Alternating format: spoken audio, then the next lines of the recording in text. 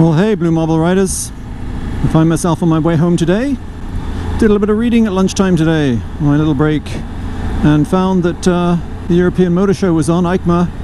I think it's in Milan, or is it Turin? Doesn't really matter. Anyway, the new V-strom was released today. Yeah, it's interesting. In one sense, it's a new model, I think it's 2020, of course, coming out. And in another sense, it's the same bike with an evolution, which is, I think, a good thing, because I don't believe in revolution. Evolution is good, especially when the product is already very good. So from what I can glean, essentially it's the same engine, same frame. Cosmetics are a little different. The headlights certainly changed. It looks like they've stuck a katana headlight in the front of it, LED, as an upgrade from the halogen that's on the 2014-2019 one. Horsepower slightly up. I believe I've heard a nod and a wink. Little birdie told me about 110 horsepower, but the weight is too. It's about another 20 pounds heavier, so it's going to need to be up. The gas range is about 20 liters. They're calling it a V-strom 1050 because it's got the 1037 engine in it, which is exactly the same as what this has in it. So basically that's just a cosmetic badge change. There's no difference in the capacity of the engine, although they have remapped it, so it is now mapped to not have quite as much torque down low, which to me is the only drawback. That's the one fantastic thing, not one fantastic, probably the most fantastic thing about this bike, in that it offers so much torque down low compared with so many other bikes. Anyway, they've mapped it slightly higher, so it's less of a sort of a 3,800 and something like a 4,600, 4,700, and they've mapped it to be a little more revvy, which I guess some owners had wanted. I'm not one of those, but that's okay. It's not a big deal. It's not a big change, apparently. The big change on it, though, it's not a huge change. It's not something that was glaring on this, but if there was some way for this to be updated, it was to update the electronics. The electronics on it are pretty well, second generation, and it's been kind of left behind. I think they've got 4 levels now, they were saying. Something called SIRS, which keeps the back wheel from lifting when you're on dirt going downhill. ABS that can be switched, different levels of ABS, and also different riding modes, so that when you're on dirt you can adjust it for that. Suspension, I believe, is still manual, although I'm not sure on that. So yeah, it's essentially an evolution, and I think a good one.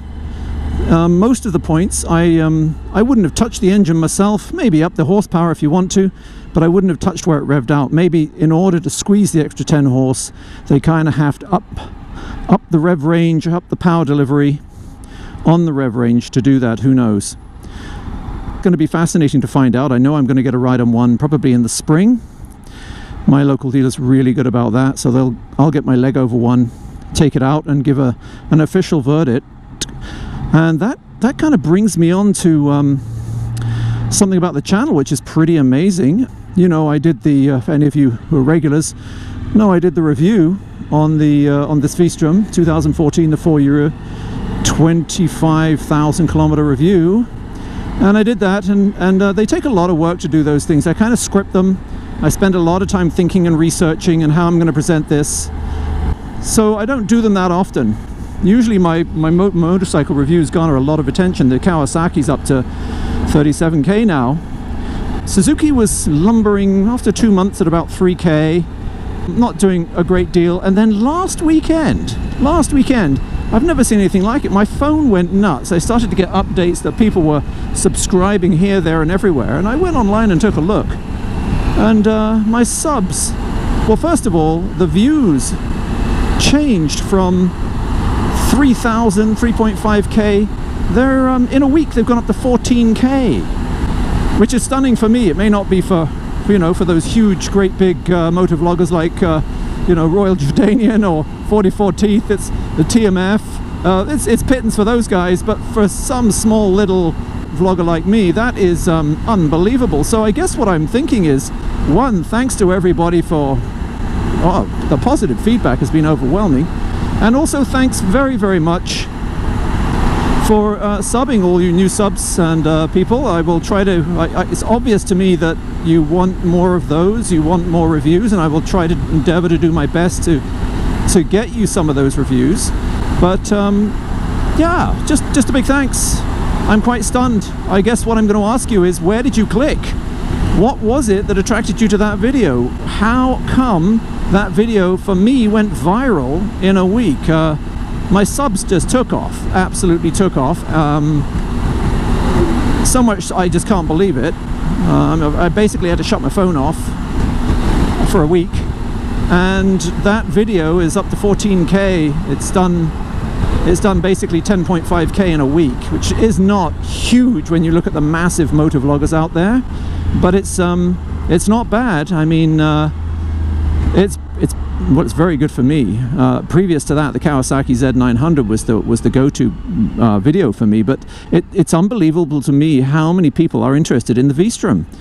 You know, I guess it just doesn't get any press out there, and there are a lot of people who are, you know, either owners who are, you know, like never get to see a review of their bike because it's just overlooked, I should say, severely overlooked. That market segment's crammed. I mean, look at the hardware in there. You've got hardware by KTM, BMW, you know, all the Japanese manufacturers do it as well. So it's a very popular, and you know, BMW have the lion's share of that thanks to, you know, the long way round. And many of them, you know, basically go to the coffee shop and back and don't actually go off-road, but they did a wonderful thing with the advertising and the marketing. No complaining about that at all. So I think V-strom owners, you know, I think one of the things was they just don't see many reviews about their bikes. And the second is how many people actually own them. It stuns me, and it shouldn't really, because they're very, very popular. I mean, they are the dirtiest bikes you see on the road. They're the bikes you see at the end of the season, through the winter. They're the bikes you see with the stickers on. The owners are proud of them, but not OCD about them. They use them, and that's what delighted me, is so many of those people who reviewed it were just obviously long-time V-strom owners and concurred with what I said. You know, it's such a reliable, sensible and interesting, well-engineered motorcycle and fantastic value for money. So hey, thank you all you people out there, who all you viewers, all you subscribers, for the feedback. I really appreciate it. It kind of blew me away, actually. So I will definitely, as I said, attempt to continue to carry on with those motorcycle reviews and bring you something fresh and interesting. I really I'm one of those contrarians, so when people tell me that a bike is ugly and it's not worth looking at, especially when it's made by Suzuki, that makes me want to ride it. And I'm talking about the Katana.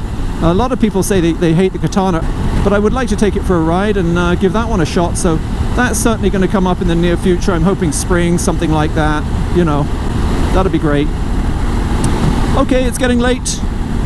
I'm just going to enjoy the cruise now. What a beautiful view.